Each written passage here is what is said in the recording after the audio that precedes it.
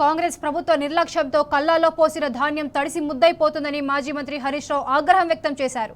ఖమ్మం జిల్లాలో కురిసిన అకాల వర్షం రైతులను నిండా ముంచింది. కల్లూరు మండలం పుల్లయ్య బంజారాకు చెందిన బొల్లం రామయ్య చంద్రకళ రైతు దంపతుల ఆవేదన చూస్తే కడుపు తరుక్కుపోతుందని హరీష్ రావు అన్నారు.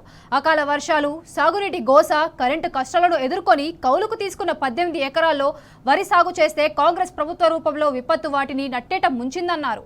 కొండంత సంబరంతో పంటను కొనుగోలు కేంద్రానికి తరలించిన 20 రోజులు గడిచినా ప్రభుత్వం పంట కొనుగోలు చేయకపోవడంతో అకాల వర్షం కష్టపడి పండించిన ధాన్యమంతా తడిసి ముద్దయిందన్నారు.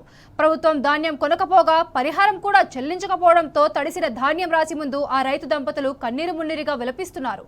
కాంగ్రెస్ ప్రభుత్వం రైతులను పట్టించుకోవడం లేదని చెప్పడానికి ఈ రైతుల కన్నీటి దృశ్యమే ప్రత్యక్ష సాక్ష్యమని అన్నారు.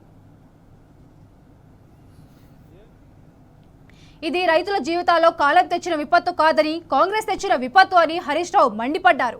నిన్నటిదాకా సాగునీరు ఇవ్వకుండా కరెంటు కోతలతో పంటలను ఎండగొట్టారని, ఇప్పుడు కష్టపడి పండించిన ధాన్యాన్ని కొనకుండా అకాల వర్షాలు పాలు చేస్తున్నారని, ఆగం చేస్తున్నారని ఫైర్ అయ్యారు.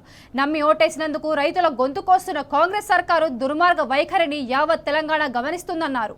మొద్దు నిద్రలో ఉన్న కాంగ్రెస్ పాలకులారా, రైతన్నను గోసనుపై ఇంకనైనా పట్టించుకొని వారి కన్నీటి కష్టాలు తీర్చాలని సూచించారు.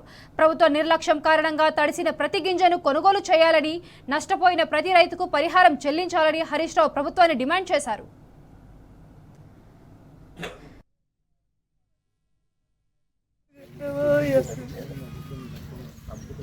అన్న మళ్ళీ పోతాం, మళ్ళీ తేమంటారు, మళ్ళీ కొనరా అన్న.